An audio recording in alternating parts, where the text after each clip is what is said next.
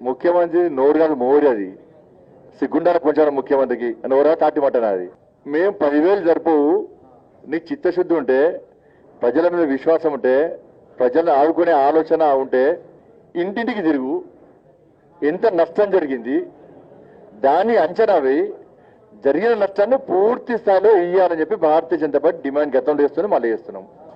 Yes ఇవాళ మేము చేస్తాం కదా.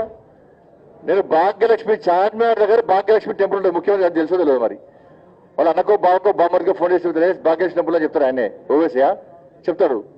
ఆ భాగ్యలక్ష్మి టెంపుల్ దగ్గర ఎప్పుడు సైపు నేను సవాల్ చేస్తున్నా ఆడికి వచ్చి నువ్వు దేవుడు నమ్మితే నువ్వు దేవుడు నమ్ముతావు ఇంకో నమ్ముతావు అవసరం వస్తే పక్కన మసీదు ఉంది నమాజ్ చేయాలి పోయి అల్లా మీద ప్రమాణం చేయి. నేనైతే అమ్మవారిని నమ్ముకుంటా. నేను కొందరు నమ్ముకునేప్పటికీ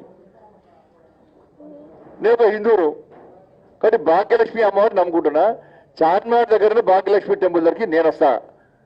రాష్ట్ర ముఖ్యమంత్రి వచ్చి ప్రమాణం చేస్తారా బీజేపీ వరద నిధులు ఆపిందని చెప్పి అనడానికి. కానీ సంస్కారం ఉండాలి కొంచెం అన్న ఒక రాష్ట్ర ముఖ్యమంత్రి హోదాలో వ్యక్తికి సంస్కారం ఉండాలి.